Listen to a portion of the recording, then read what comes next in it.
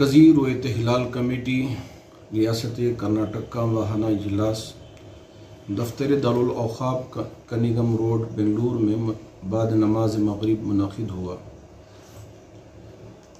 जिसमें चांद की तहक़ीक़ की गई तो पता चला कि हमसे ये करीब आंध्रा के पलमनेर में रुयत आम हुई। और ऐसे ही हमारे ही पड़ोस की रियासत तमिलनाडु के काजी साहब ने वजाहत फरमाई कि तमिलनाडु के अक्सर इलाक़ों में रुयत आम हुई है।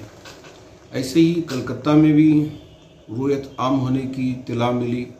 झारखंड और वहाँ के मुख्तलिफ़ इलाक़ों में रुयत आम होने की इत्तला मिली, जिसकी वजह से हज़रात उलमा इकराम ने और हज़रत अमीर शरीयत क़िबला दामत बरकातुहुम ने यह फ़ैसला लिया कि कल पहली तारीख़ है, इंशाअल्लाह हमारे यहाँ 21 जुलाई 2021 बरोज़ चहारशंबा ईद उल अज़हा मनाई जाएगी। क्योंकि ये बड़ा ही बरकतों वाला महीना है, रहमतों वाला महीना है। इस महीने की ख़ुसूसियत ये है कि इसके 10 दिन बहुत फजीलत वाले हैं। अगर मुमकिन हो तो पहली तारीख़ से लेकर 9वीं तारीख़ के रोज़े का अहतमाम करें। अगर मुमकिन नहीं है तो कम से कम अरफे के दिन का रोज़ा रखने का अहतमाम करें तो बहुत बेहतर होगा।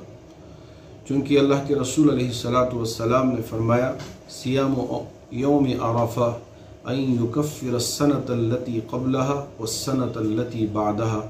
अरफे के दिन का एक रोज़ा बंदे मोमिन के अगले और पिछले 1 साल के गुनाह को माफ़ कर देता है। तो इस वजह से कम अरफे के दिन का रोज़ा रखने का अहतमाम करना चाहिए। बाज़ अहबाब ये सोचते हैं कि अरफे का दिन का मतलब कि हम सऊदी अरब को फॉलो करके वहाँ जिस दिन अरफा होगा उसी दिन को हम यहाँ भी रोज़े का अहतमाम करें। ऐसा नहीं है। अरफे का जो दिन होता है वो 9 ज़िलहिज का दिन होता है। अगर हम सऊदी अरब में रहते हैं तो वहाँ के हिसाब से 9 ज़िलहिज की तारीख़ को रोज़े का अहतमाम करें।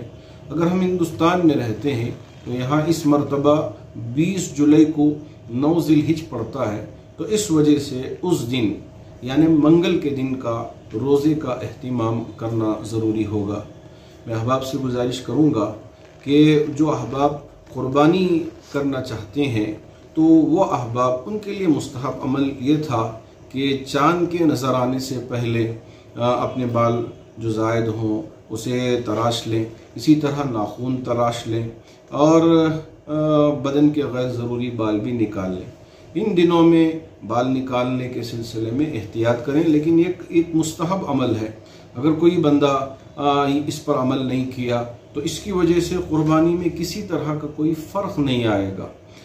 जैसे एक निकाह होता है तो दुल्हन सजती है तो संवरती है तो उससे अच्छा लगेगा।